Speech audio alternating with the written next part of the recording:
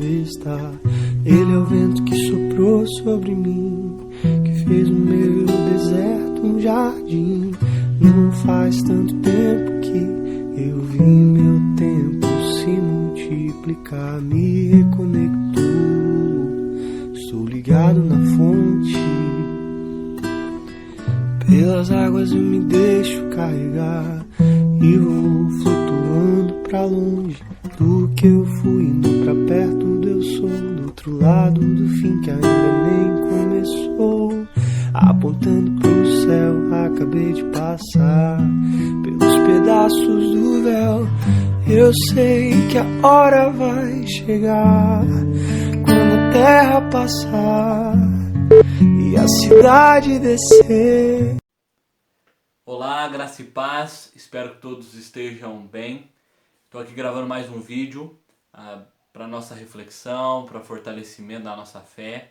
E não posso deixar de mencionar, isso é uma verdade, de que os dias que nós estamos vivendo irão mudar toda a maneira como a humanidade vive. Não quero ser alarmista e nem gerar o pânico com essas palavras, mas isso é bem fato, isso é evidente de que o nosso modo de viver será afetado, o modo de viver de todos será afetado daqui para frente. A história também nos conta de que quando nós aprendemos as lições, quando nós tiramos bons aprendizados de tudo aquilo que a humanidade passa, desde as grandes guerras, dos grandes episódios, tanto positivos quanto negativos na história da humanidade, aqueles que aprenderam com tudo isso saíram mais fortalecidos. E esse é algo que queima em meu coração e algo que me fortalece para caminhar. Nós temos visto muitas notícias e diversas questões que envolvem esse cenário do coronavírus no mundo todo, né? Questões econômicas, questões de saúde. Nós devemos ter sim uma preocupação com isso, mas nós devemos também ter uma clareza e de estar bem, de nos fortalecer naquilo que compete a nós e vamos nos adaptando a esses dias, mas precisamos estar bem para poder viver esses dias, tá certo? E nós como igreja, a Sexta Igreja Presbiteriana aqui na cidade de Machado, nós também vamos nos organizar e eu postei, você que tem acompanhado as nossas mídias, um pouco de como vai ser a nossa dinâmica no decorrer da semana. Pela segunda-feira, nós devemos lançar aí toda segunda-feira um boletim, uma espécie de um boletim informativo, com algum texto bíblico de reflexão, alguma dica musical, alguma dica também literária, algum livro, algum artigo.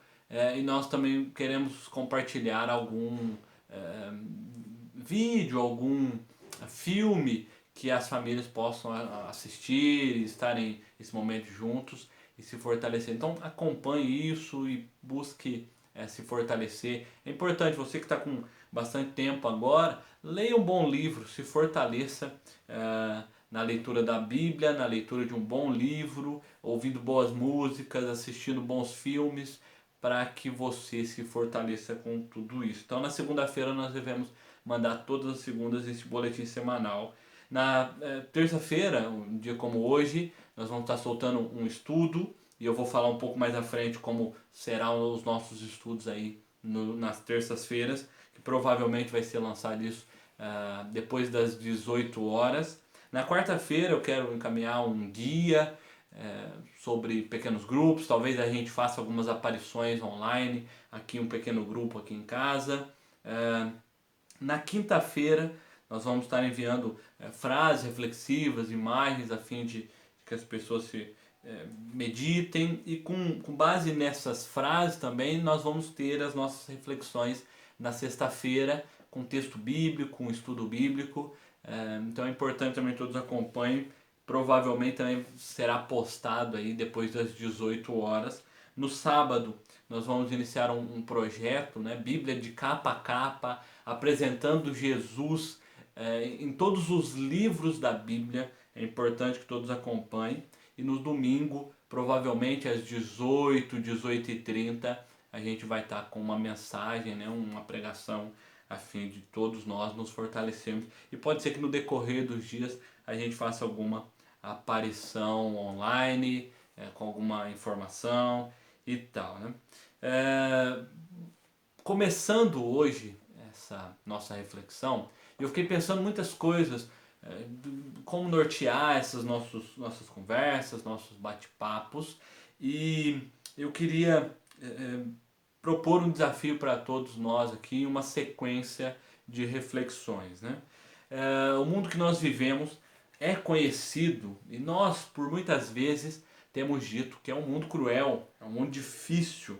Diversos acontecimentos globais que nos afetam a todos, como, por exemplo, essa pandemia, terremotos, vulcões, tsunami, inundações, diversas catástrofes que causam dor nas pessoas. Todos os dias as pessoas se acidentam, sofrem algum dano por diversas coisas do dia a dia, assim como doenças que às vezes vão sendo descobertas, mutações de vírus, como é o caso que nós estamos vivendo.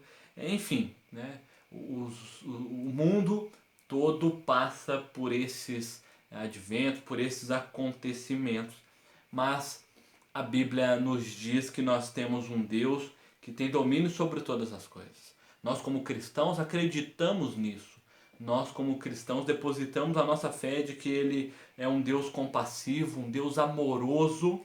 E pensando e refletindo sobre tudo isso, eu lembrei de um livreto que li algumas vezes, muito bom, e eu queria, nesses dias de terça-feira, compartilhar breves reflexões, parte a parte, deste livro. E este livro se chama Aonde Está Deus Quando as Coisas Vão Mal? É um livreto, né, um livro pequeno, do John Blanchard. E este livro é muito interessante para nós entendermos um pouco e como devemos nos portar diante de tudo que está acontecendo, né? Porque em dias como esses, não é difícil de que duas coisas aconteçam. Uma, de que pessoas que andavam longe da fé, de pessoas que acreditavam em si mesmo, somente em questões materialistas, se vejam levados e tomados por aquele sentimento: peraí, alguém me falava de um porvir, alguém me falava de que a gente teria um fim nessa terra e de que outras coisas aconteceriam. Pessoas são levadas à fé em momentos como esse. Por outro lado, esses momentos também levam algumas pessoas a desacreditar, levam algumas pessoas a esmorecer da fé, a ficar pelo caminho. E é pensando nisso que eu queria trazer algumas reflexões por esses dias quanto a essa temática, o tema do livro aqui, Aonde Está Deus Quando as Coisas Vão Mal? Eu fiz aqui algumas anotações sobre o que nós vamos tratar nesses dias e diante de situações como essa que nós estamos passando, muitas pessoas começam a raciocinar e a falar e a ensinar outras pessoas de que o mal é o último estágio, de que tudo acaba neste caos e nesses contratempos que nós estamos vivendo. Só que não, nós não acreditamos dessa maneira, e vai ser o assunto que nós vamos tratar nos próximos dias. Hoje, o que eu pensei foi o seguinte: nós, de modo bem resumido, falar desta obra e aprofundarmos um pouquinho sobre a história do seu autor, do seu escritor, e nos outros dias nós vamos entrar capítulo por capítulo falando sobre o assunto, tá certo? Então, a grande temática deste livro é tratar disso, né? De questões e perguntas tão cruciais feitas por nós, feitas por outros. Aonde está Deus quando as coisas vão mal? Eu queria falar do autor, John Blanchard, é um autor de vários livros, ele é um britânico, né, entre aspas, eu vou explicar um pouquinho mais. Ele é um conferencista internacional, é um pregador, é um professor, um apologeta e autor de diversos livros. Eu disse que ele é britânico porque ele nasceu numa pequena ilha ali próxima ao Canal da Mancha, sul das Ilhas Britânicas, né? Então praticamente ele se situou ali na Inglaterra nos seus anos. Ele já escreveu mais de 30 livros, incluindo um grande livro muito utilizado e muito lido nas Ilhas Britânicas, que são as Questões Últimas. Este livro, para vocês terem uma ideia, ele já teve mais de 14 milhões de cópias impressas e já foi traduzido para cerca de 60 idiomas. Então é um livro muito conhecido. Ele escreveu um outro livro que foi lançado, foi publicado em 2000. Em 2001 ele ganhou os auges da literatura, um best-seller, como o melhor livro cristão do Reino Unido em 2001. É um livro que ele vai tratar dessa questão muito pertinente da fé. O livro Deus Acredita em Ateus? E aí ele vai desenvolvendo isso e depois ele vai dedicando boa parte da sua vida, suas obras, quanto à apologia. Ele escreveu outros livros também, né? Convite para Viver, Perguntas Cruciais, Em Busca da Paz, e este livreto que vai ser objeto das nossas reflexões dos próximos dias, Aonde está Deus quando as coisas vão mal. John Blanchard, ele iniciou seu ministério assim de modo mais atuante aos 13 anos de idade. Ele viajou o mundo todo e em 1992 ele veio ao Brasil na 8ª Conferência Fiel de Pastores e Líderes, então ele foi preletor nesta conferência. Eu estava pesquisando um pouco mais sobre a vida dele e nada melhor como o próprio John Blanchard falar um pouco sobre si. E eu encontrei uma entrevista que ele deu em 2012, se eu não estou enganado, e ele conta um pouquinho da sua vida e algumas coisas que eu acho muito interessantes a gente entender do autor, para nós entendermos a sua obra e fazer todo esse link com os dias que nós estamos vivendo.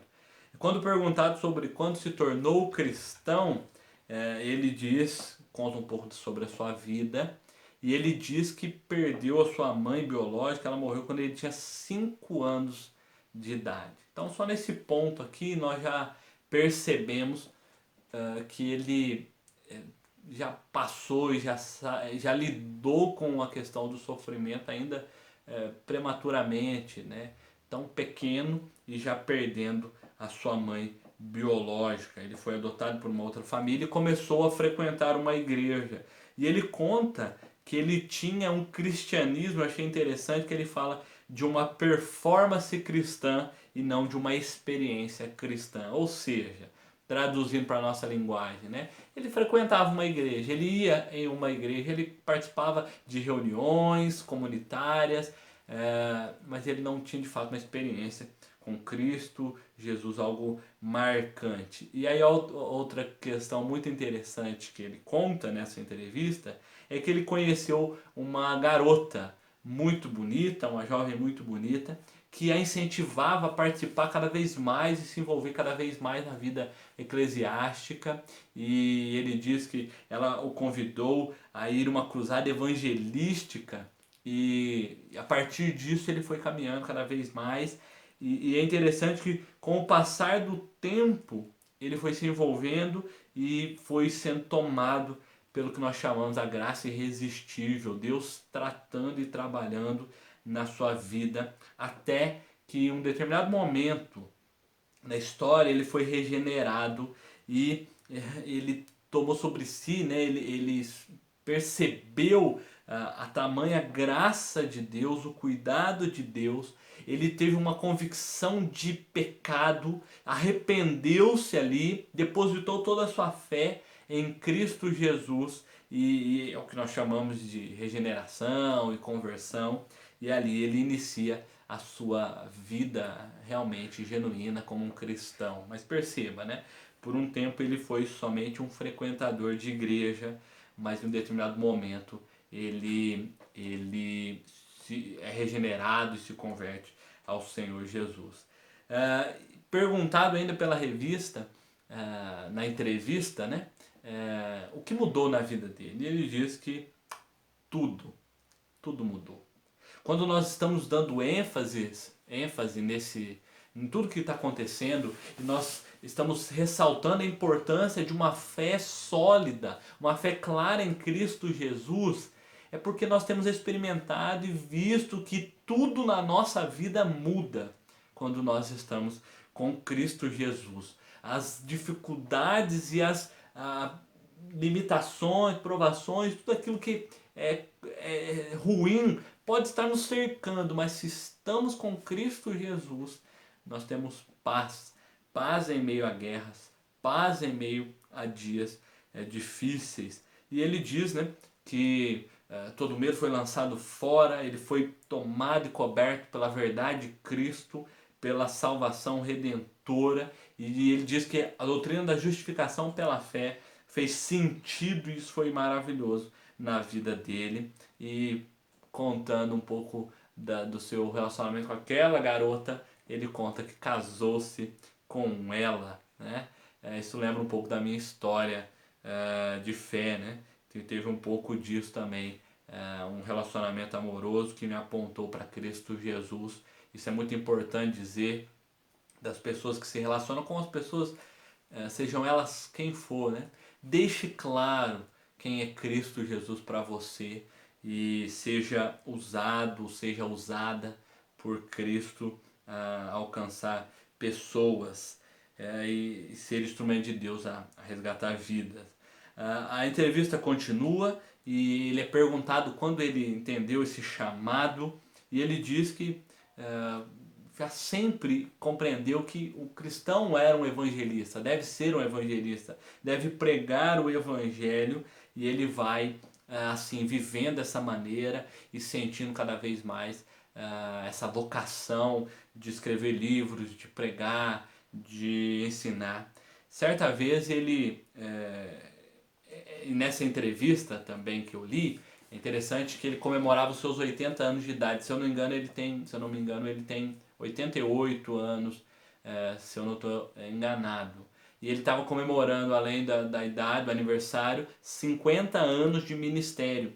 E ele é perguntado assim, qual foi uma decisão ministerial difícil que ele teve que tomar, uma decisão como cristão difícil de ter que tomar. E aí ele diz que em 1976 ele foi convidado a ser ministro, sabe aonde? Na capela de Westminster, na famosa catedral de Westminster. E ele diz aqui que tinha um apoio de mais de 93% dos membros ali, além do apoio, né, do saudoso pregador Martin Lloyd Jones, que era pastor na época lá, nesta igreja, né, a Catedral de Westminster. E ele lutou, depois de 3 meses ele deu a resposta, depois de muita oração e direção de Deus, recusando o pedido, né? Ele se sentiu muito desafiado ali, mas decidiu não optar em assumir a frente daquela igreja, mas dedicar-se aos seus outros afazeres, né? E caminhando aqui para o final desta breve reflexão, história sobre a vida de John Blanchard, autor do livro que nós vamos estudar, Onde Está Deus Quando as Coisas Vão Mal. Ele é perguntado também nessa entrevista sobre a questão apologética, por que ele se dedicou a esta área da defesa da fé, né? Uma área da doutrina cristã.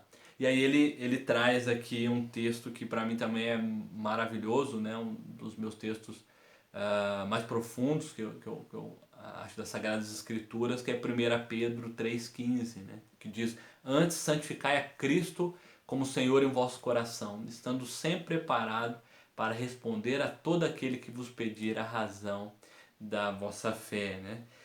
E ele dá esse texto como base e diz que, devido a esses últimos acontecimentos do seu contexto, né?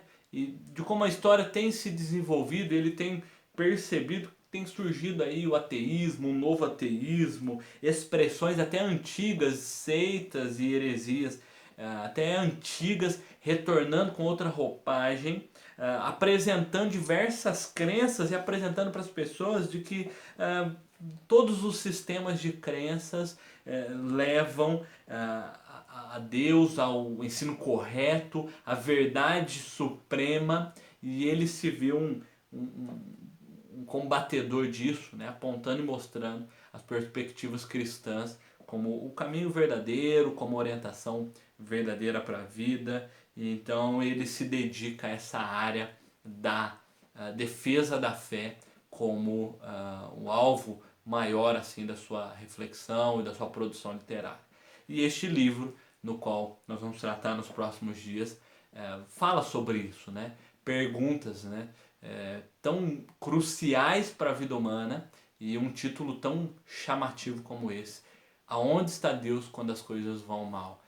Porque nestes momentos difíceis, às vezes nós tendenciamos a desacreditar, mas não deve ser assim.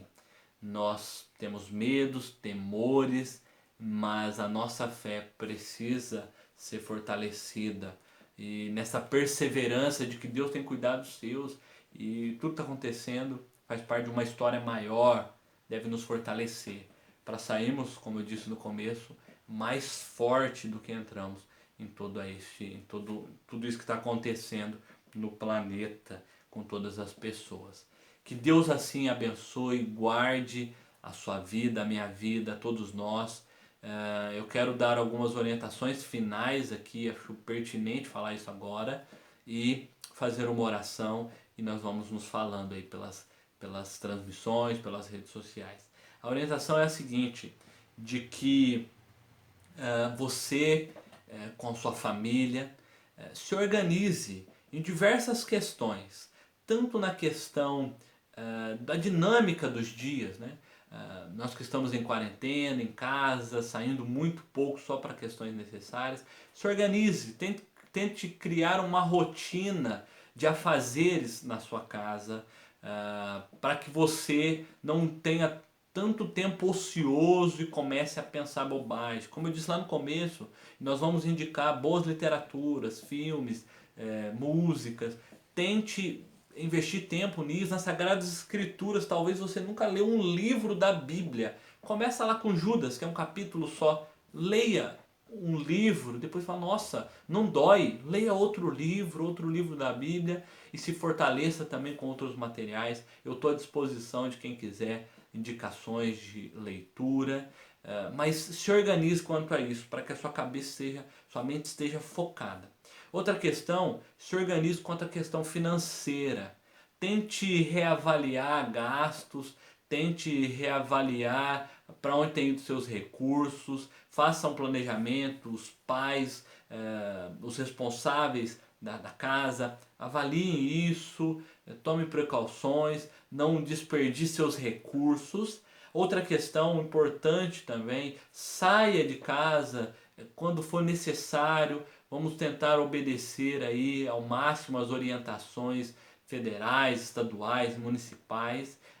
De alguma maneira, aqueles que estão trabalhando ainda, que estão nestas áreas de atuação aí, de urgência, né, e emergência, de questões básicas, essenciais, também tenha precauções de higienização das mãos, assim como daquilo que você puder fazer para evitar que pessoas ali possam ser atingidas por este vírus, né?